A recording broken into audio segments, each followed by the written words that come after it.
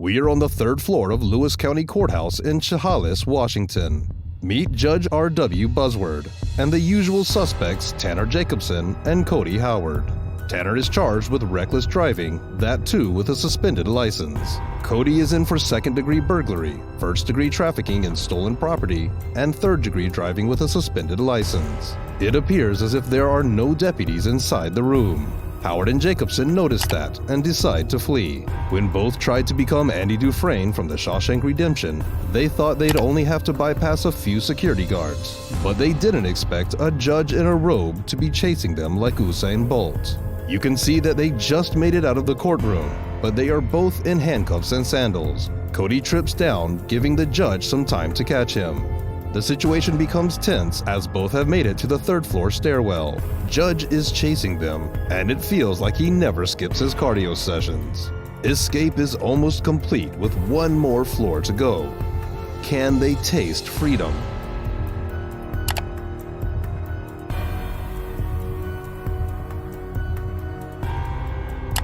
Jacob takes a right turn and goes outside, but Judge Buzzword tackles Cody to the ground outside the exit of the building.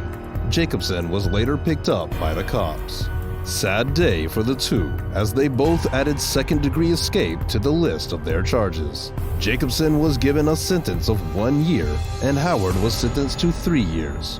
Were they both out of their minds? Let's hear them. It was just a split-second, decision. I don't even know why I did it. I would be out of here if I wouldn't have ran. I didn't try to escape to get out. I tried to escape to get well, and I tried to do what I could, do to get my drug addiction. There's something about the water in Washington, because another courthouse witnessed a similar pointless escape. This time we head to the Benton County Justice Center. This is Gerald Hyde II, who is guilty of meth possession. The Heisenberg. Shortly after the proceedings were concluded, these prisoners were taken back to jail. Meet this guy, the world's least attentive guard who forgets to close the door behind him. Gerald grabs this opportunity and returns to the courtroom.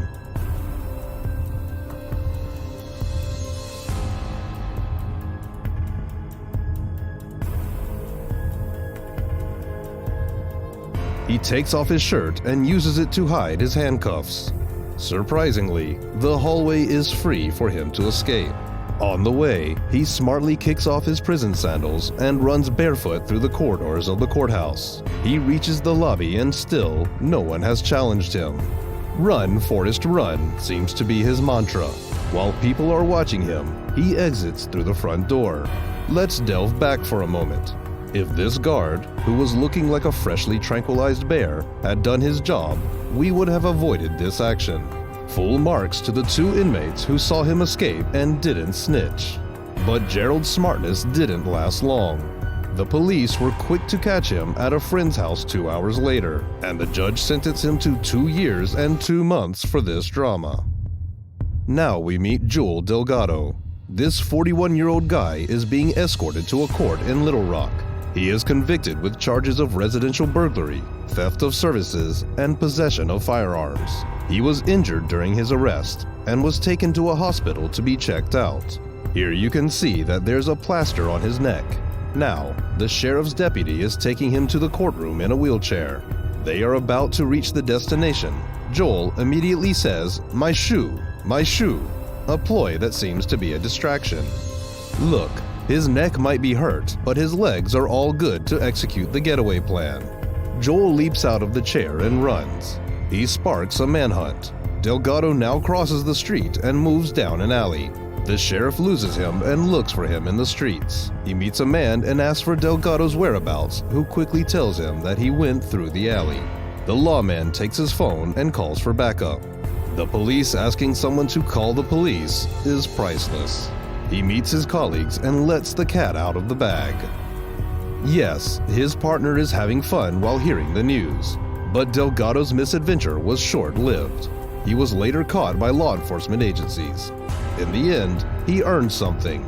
The judge charged him with third-degree felony escape. Next, we head to Bradford Crown Court in the UK, where Callum Fenter is up to something. He is here to help his pal achieve the road to freedom. His 17-year-old friend, who is on the other side of this door, is charged with mobile theft, and he is about to burst through this door. The teenager makes the first move, but CCTV footage reveals that Finter presses a button causing the front door to fly open, leading his friend outside. Not 1, 2, or 3, but 4 guards are chasing the boy, and we can see Finter smirking and shouting something. Finter is smart. He takes an alternative route to the outside. The teenager is successful in his plan as he has successfully escaped the 4 burly guards. Another one is where the lawmen have no idea where the convict has gone. As for Finter, he smartly passes in front of the security guards as if nothing happened. The teenager was on the run for 2 days, but the police caught him and he was given an extra 6 months for all the drama. The mastermind Finter was also taken into custody. When the judge asked him why he did that, he said the plan on that day for the 2 friends was to play snooker after hearing. Well, the plan failed and Finter was jailed for 3 months for abetting and aiding. Say hello to Richard Hawkins. He's not playing hide-and-seek on the 2nd floor of the Meigs County Courthouse in Tennessee, but he's escaping from the cops. Well, he's in for failing to pay child support. Before the deputies could detain him and put him behind bars, this conman flees the courtroom. Where to go? He makes a smart move. You can see in the footage that he decides to jump off the 2nd story. The deputy sees him, but appears that he is in no mood to follow him. Hawkins comes down and hits a vase, but he didn't do any damage to his legs. He gets up as if nothing happened, and he makes his way out of the vicinity. People and the guards do check out the 1st and 2nd floor, but by then, Hawkins had gained his escape from Alcatraz. He was only able to trick the law enforcers for 3 weeks. After so much hiding, he was taken into custody, but he added 3rd-degree criminal trespassing, 3rd-degree assault on the police officer, and possession of drugs to his list of illicit activities. Last on our list is high-octane action at Rochester Hills Courtroom in Michigan. It's 9:30 on a Tuesday morning, and things seem all okay. The judge sentenced the guy in the red shirt with Manchester United's logo. Meet Jason Cordero, who's given 90 days in jail for disorderly conduct and retail fraud. After sentencing him, the judge orders him to take a seat. But take a peep through this courtroom. This must be the most empty courtroom in the history of courtrooms. We cannot even see a deputy here, and Jason is fully aware of that. As the deputy comes from the right, Jason puts on his marching shoes and takes the exit door. The deputy follows him and chases the absconded. The manhunt begins. Look towards the right of your screen. Jason took off through a side door at the court building. He's in a hurry. Seems like a fan of Forrest Gump. He sprints and runs across the nearby road into the woods. It appears that Jason has made a successful attempt out of the courtroom. But later, police recaptured him 5 to 10 minutes in a wooden area. His acrobats mean that he has now landed himself in more trouble. Escaping lawful custody and resisting and obstructing a police officer have been added to his criminal records. More jail time for him when he's in front of the judge again, that's for sure. But most importantly, a deputy would accompany him from the beginning of the hearing.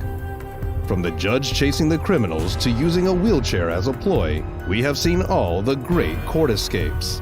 Which one did you like the most? Let me know in the comments section. And don't forget to like and subscribe to the channel for more content related to courtrooms.